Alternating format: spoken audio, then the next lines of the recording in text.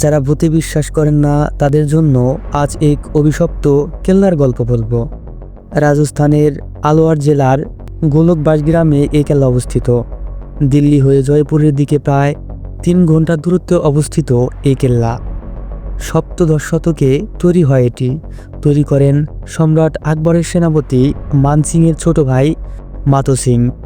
ভারতের রাজস্থানে ভানগড় শহরে তৈরি এই দুর্গটি, আর সেই থেকেই এই দুর্গের নাম হয়ে যায় ভানগড় দুর্গ।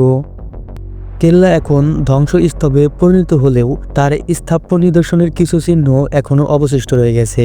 কেল্লার ঢোকার দরজার উচ্চতা প্রায় 30 ফুট। দরজা দিয়ে ঢুকেই বাগান, যার ভগ্ন চিহ্ন থেকে কালের বিলাসিতার কিছুটা হলেও আঁচ পাওয়া যায়। বাগান পেরিয়ে সামনে গেলেই একটি জলধারা, স্থানীয় ভাষায় যাকে বলে বৌলি। কথিত রয়েছে এই এলাকা থেকে কোনো শব্দ বাইরে যেতে পারে না, যে কোনো শব্দের ধ্বনি এই এলাকার মধ্যেই ঘুরে বেড়ায়। বাউলির এই অংশ থেকে অনেকে নাকি দুপুরের আওয়াজ শুনতে পেয়েছেন, যদিও কেল্লার কোনো শব্দ বাইরে থেকে শোনার কথা না। এই কেল্লা এখন পর্যন্ত নেই কোনো ইলেকট্রিসিটি, ফলে নিরেট ঘন অন্ধকার আরও জমাট বেঁধেছে ভূতের গল্প। তবে রাজার কেল্লায় ভূত এলো কী করে, কিভাবে এই কেল্লা অভিশপ্ত এবং ভূতুরে, তা নিয়ে দুটি কাহিনী লোকমুখে বেশ প্রচলিত। একটি হচ্ছে সাধু বালুনাথ আর অপরটি রাজকন্যা রত্নাবতীকে নিয়ে। সুপ্রিয় দর্শক, ইতিহাস চ্যানেলের আজকের এই পর্ব থাকছে তারই বিস্তারিত। স্থানীয়দের নানা তথ্য মতে মাধো সিং যখন প্রথম ভানগড়ের কেল্লা তৈরি করেছিলেন, সেই কেল্লার চত্বরের একটি কোণেই ছিল সাধু বালুনাথের আশ্রম। তিনি এই কেল্লা তৈরিতে বাধা দেন। মাধো সিং গুরু বালুনাথ আদেশ দিয়েছিলেন তিনি কেল্লা বানাচ্ছেন, তাতে তার আপত্তি নেই, তবে কেল্লার ছায়া যেন তার আশ্রমের উপর না পড়ে। ছায়া বললে তিনি মাধো সিংয়ের এই সাধের কেল্লা ধ্বংস করে দেবেন, এমনকি রাজবংশের কেউ তিনি বাঁচিয়ে রাখতে চাবেন না। ভয়েরই হোক কিংবা সাধুর প্রতি সম্মানই হোক, মাধো সিং কথা দিয়েছিলেন বালুনাথের আদেশে তিনি পালন করবেন। কেল্লা বানানো শেষ হলেও বালুনাথের কথা শেষ পর্যন্ত রাখতে পারলেন না মাধো সিং। দেখা গেল দিনের একটা সময়ে মাত্র কয়েক সেকেন্ডের জন্য কেল্লার ছায়া বালুনাথের আশ্রমের উপরে পড়ত। সেই কারণেই ক্ষুব্ধ হয়ে গেলেন বালুনাথ। তার তীব্র আক্রোশে ভানগড়ের কেল্লার সঙ্গে গোটা ভানগড় রাজ্য ধ্বংস করে দিলেন। এই রাজ্যে যে বাড়িগুলো রয়েছে সেখানে একটি বাড়ির ছাদ নেই। ভানগড়ে গেলে দেখা যায় সেখানে বাড়ির অভাব নেই, অথচ কোনো বাড়িরই ছাদ নেই। স্থানীয়রা বলেন গুরুনাথ চেয়েছিলেন এই এলাকার অন্য কেউ এসে যাতে বসবাস করতে না পারে, সেই কারণে তিনি বাড়ির ছাদ উড়িয়ে দিয়েছিলেন। ভানগড়ের এই ভুতুড়ে কেল্লার গল্প এখানেই শেষ নয়, আরও অনেক কাহিনী রয়েছে এই কেল্লাটিকে কেন্দ্র করে। রাজকন্যা রত্নাবতীর গল্প ঠিক সেরকমই একটি রহস্যময় ঘটনা। শোনা যায় বহুকাল আগে এই দুর্গের কাছাকাছি এক জায়গায় এক তান্ত্রিক থাকতেন। তার নাম ছিল সিংহিয়া। সে রাজকুমারীকে পছন্দ করত। রত্নাবতীর প্রেম এসেছিল পাগল। ভানগড়ের রাজকুমারী রত্নাবতী প্রাপ্তবয়স্ক হলে বিভিন্ন রাজ্য থেকে বিয়ের প্রস্তাব আসতে থাকে। তন্ত্র বলে তান্ত্রিক বুঝে নেয় রাজকুমারী তার প্রেমে সাড়া দেবে না, তাই সে সুযোগের আকাঙ্ক্ষায় থাকে। একদিন রত্নাবতী তার দাসীদের নিয়ে বাজারে সুগন্ধি কিনতে গিয়েছিলেন। তান্ত্রিক সুগন্ধির উপর জাদুর প্রভাব বিস্তার করে।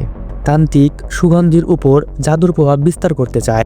সিংহিয়ার মতবল ছিল রাজকুমারী এই গন্ধ শুকলেই বশীভূত হয়ে পড়বে এবং সিংহিয়ার পিছনে পিছনে চলে আসবে।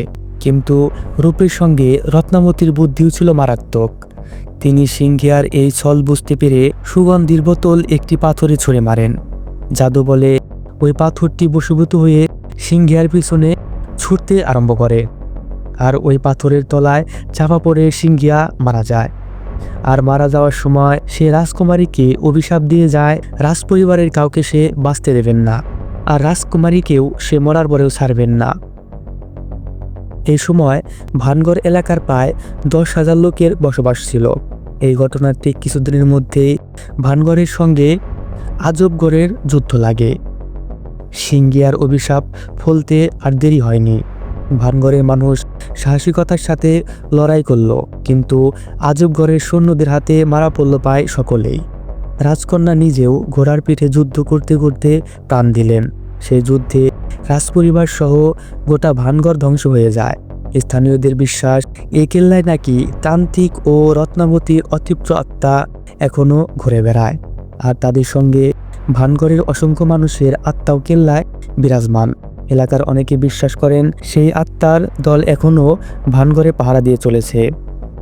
রাজকুমারী রত্নাবতী একদিন না একদিন পুনর্জন্ম নিয়ে ফিরে আসবেন এই ভানগড় দুর্গে।